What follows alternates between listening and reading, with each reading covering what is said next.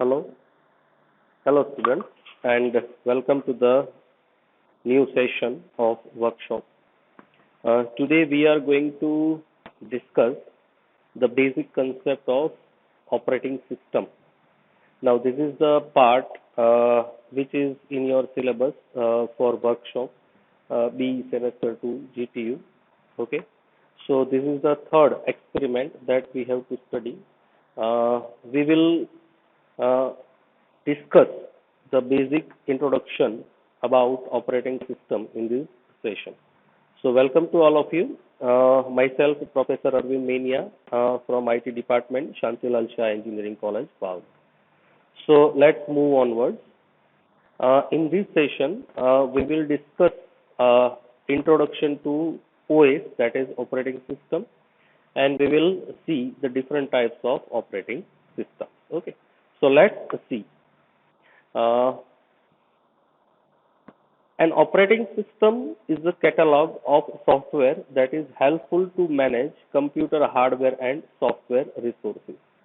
In basic terms, if we want to define what is operating system, then we can say that operating system is a bridge between hardware and software, or what we can say that it is the part which manages the software and hardware. Okay. So, in other words, an operating system is a graphical user interface, that is GUI, between computer hardware and computer user. Okay. An operating system can handle multiple commonly used software according to the choice of user.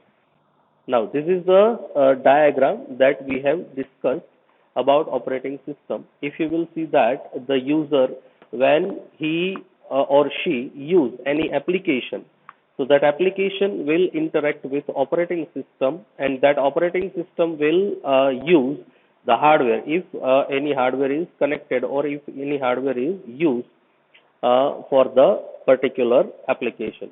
Say for example, if you want to take a printout from a printer which is connected to your system, then you will use the application for printing the paper, and when you will press the print button, that document will be sent to the printer, and that printer will print that document. Okay, so that is the basic concept of operating system. Now let's see which are the types of operating system. So there are mainly four types of operating system that categories available in this digital world. So the first one is real-time operating system. The second one is single user operating system with single task, single user OS with multitasking, and the last one is multi-user operating system. Okay. So let's see one by one. So the first one is real-time operating system. So a real-time operating system is most helpful to manage and control industrial systems, scientific instruments, manufacturing machines, robots, etc. Now RTOs come with lightweight user interface without having any end user utility. RTOs, that is the full short form of real-time operating system. Now it comes with lightweight user interface without having any end user utility. Okay. So real-time operating system has application programming interface functions that allows smaller application code. Now let's see the example of real-time operating system. Now this is the real-time operating system which can be useful for preparing any task in calendar. When we are define any task in calendar date-wise and time-wise, so that will be considered as a task. Then that will be considered as task scheduling, and resource management, read or write file, and device driver, say for example Wi-Fi, Bluetooth. So it will directly use real-time data. When you are dealing with real-time data, say for example, if any digital board is put at the middle of any city, then it will display how many or what is the rate of pollution, and what is the weather condition. So it will collect the real-time data and it will display that data on digital device. Okay. So that is the concept of real-time operating system, which collects real-time data and act accordingly. Okay. So the next one is single user OS with single task. Now, as the name indicates, this operating system is specially developed for single user to effectively completing the single task at a time. Now, as name is given, single user OS with single task. So there will be a number of user is only one, that is single user, and that user can uh, perform any task at a time. Okay, not multiple tasks, but any single task at a time. Okay. So an example of this kind of operating system would be found on a cell phone. Okay, there can only be one user using the mobile, and that person is only using one of its application at a time. Okay, so this is the example of single user, single OS. Okay, and this is another example, mobile phone user. So any user can call at a time. Okay, once that call will be finished, another call can be generated. Okay, so single task can be performed at a time, or single user can be used for a single task. The next one is single user OS with multitasking.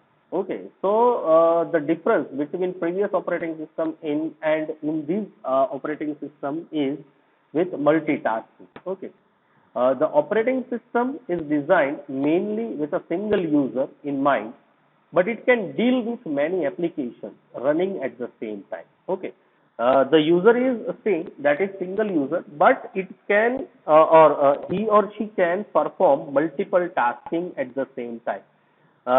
When we discuss previous operating system, in that a single user is also there, but he or she can perform only single task at a time. But in this operating system, single user can perform multitasking at the same time. Okay. For example, you might be writing an essay while searching the internet, downloading a video file, and also listening to a piece of music. This is nowadays common when you are working with your laptop or with your computer. So at the same time, you are downloading some movies or listening some music and also writing or typing in Microsoft Word application file. So you are doing a multiple tasks at the same time at the same machine. Now, example operating systems are Windows, Linux, and Mac OS. Okay. So this is the figure where a single user can perform multiple tasks. So user is single, but he or she can perform multiple tasks on the same computer, and the CPU is available, and it will generate different result at the same time. And the last one is multi-user operating system. A multi-user operating system allows us to take the advantages of resources of the computer together for multiple users.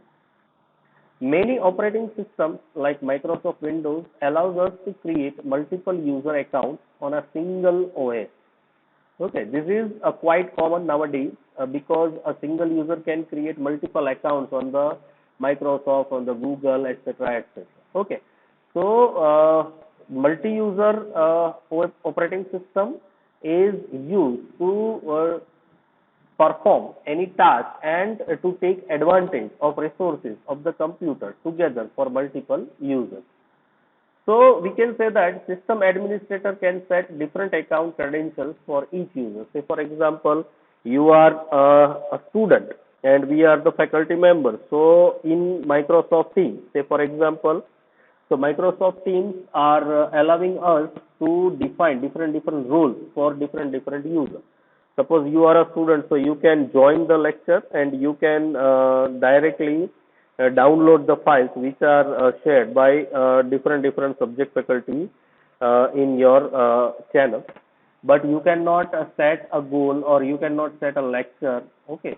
But in teacher's perspective view, teacher can set a different lecture slot for different time intervals. Okay. So users can also install and configure required application programs separately according to their choice in their space. Now, this is the best example of multiple user operating system. Okay. At the same time, so many users are using the same data which are stored on the server. Say, for example, Gmail application is stored on the server, and multiple users are using Gmail services at the same time from different locations. Okay. So these are multi-user operating systems. So thank you for attending the session. Thank you very much.